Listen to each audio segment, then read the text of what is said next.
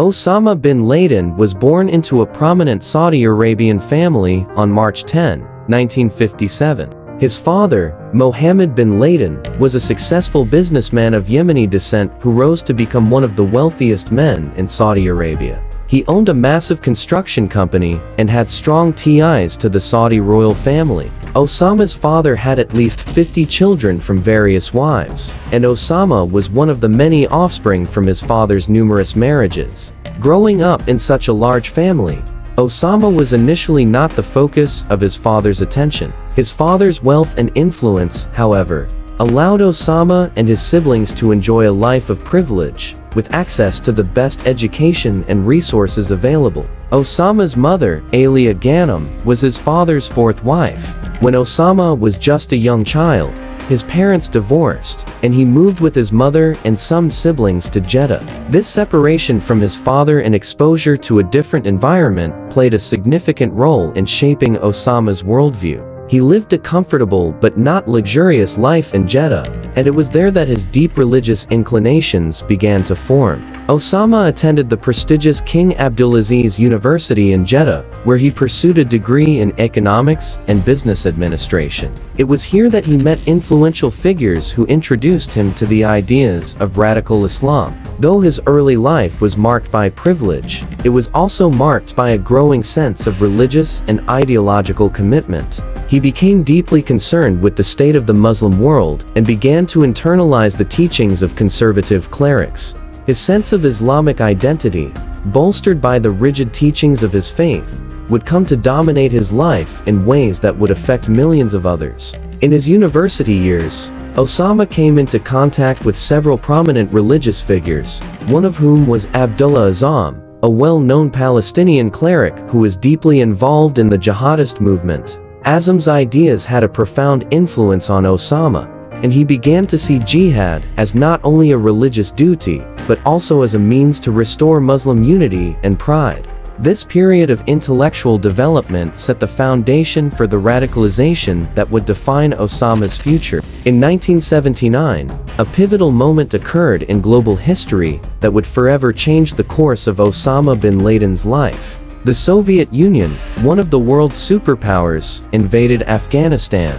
The Afghan government had been facing a growing insurgency from Islamic fighters, and in response, the Soviets intervened militarily. This invasion sparked outrage in the Muslim world, and many viewed it as an attempt by a communist power to crush Islam and impose its ideology. When the Soviet Union invaded Afghanistan, it drew the attention of Osama bin Laden. By then, Osama was already steeped in his own radical religious beliefs, and the invasion appeared to be a direct assault on Islam itself. Although Osama's family was wealthy and powerful, Osama chose to leave the comforts of his life in Saudi Arabia to join the Afghan resistance. He was not alone in this. Thousands of Muslims from around the world, many of whom were inspired by the teachings of radical clerics, traveled to Afghanistan to fight alongside the Mujahideen, the name given to the Afghan resistance fighters.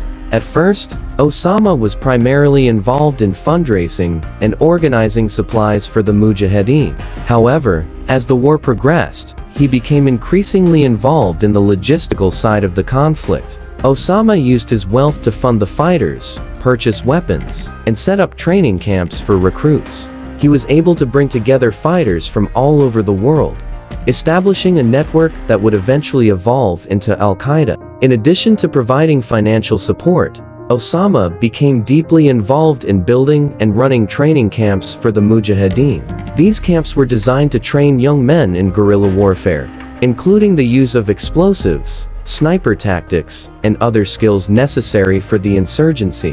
Osama was praised by his fellow fighters for his organizational ability, his dedication, and his willingness to fight alongside them, even though he did not engage in combat as frequently as others.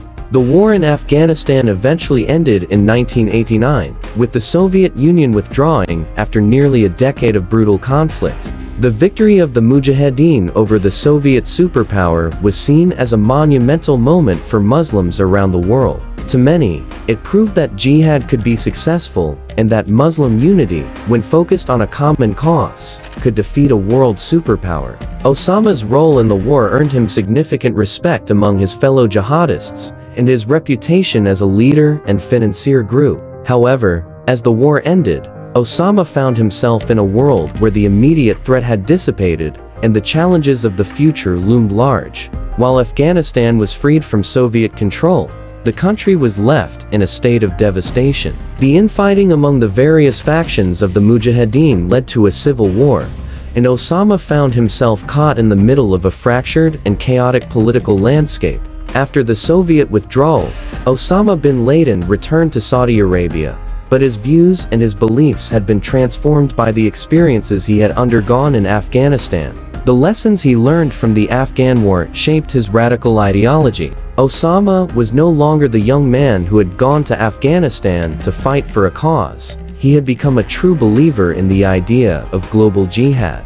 The turning point came when Saudi Arabia, under King Fahd, allowed American forces to be stationed on Saudi soil in preparation for the Gulf War in 1990. Osama saw this as an unforgivable betrayal. He viewed the presence of non-Muslim troops, especially Americans, in the land that housed Islam's two holiest cities, Mecca and Medina, as a sacrilege. For Osama, this was a clear violation of the sacred principles of Islam. He believed that the Saudi government, which he had once been loyal to, had fallen into corruption by allowing foreign troops to operate on Saudi soil. He argued that Saudi Arabia's leadership had become too westernized and too dependent on the U.S., thus betraying Islamic values.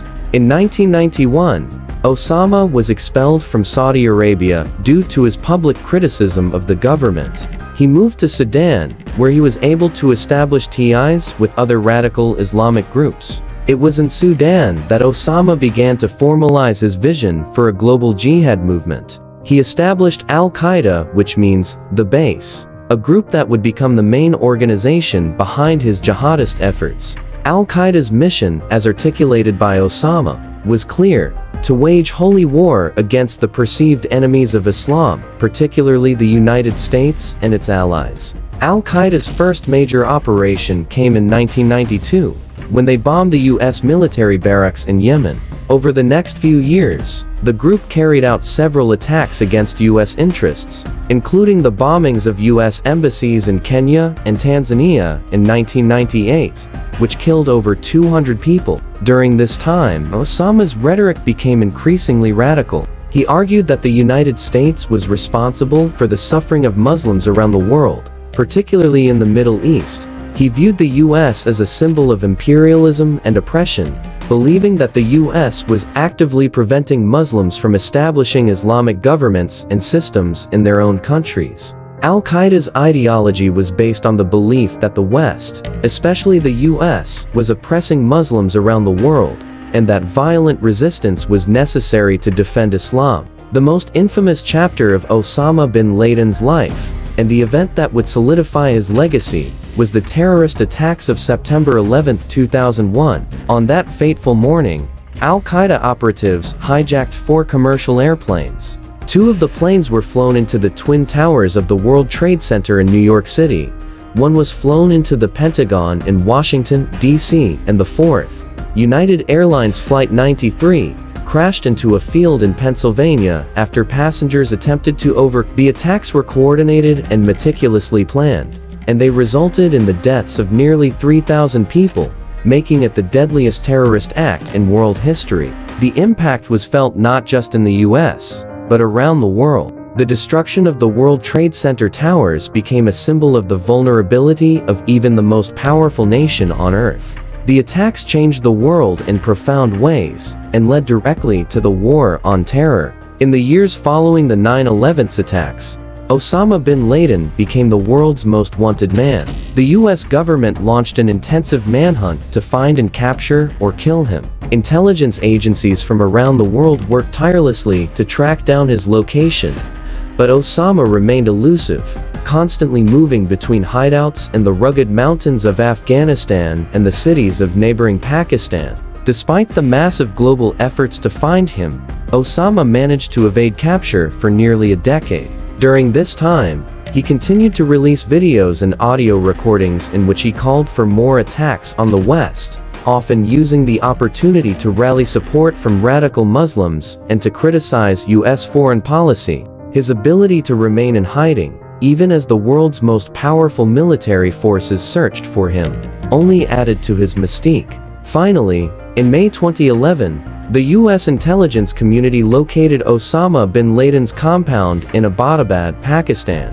On May 2, 2011, Navy SEALs launched a raid on the compound, killing Osama bin Laden in a firefight. His death marked the end of a decade-long manhunt. The U.S. government confirmed his identity through DNA testing, and his body was buried at sea. While many celebrated his death, others viewed it as merely a symbolic victory, arguing that his ideology and the movement he had started would continue. Osama bin Laden's story is a powerful reminder of the dangers of radicalization and the catastrophic consequences of violent extremism. His actions resulted in countless lives lost, both in the immediate aftermath of his attacks and in the broader conflicts that followed. His story also highlights the complexity of global geopolitics, where ideology, religion, and politics intersect in ways that can have profound and lasting consequences. Though his death brought closure to many, the fight against the kind of extremism he espoused is far from over.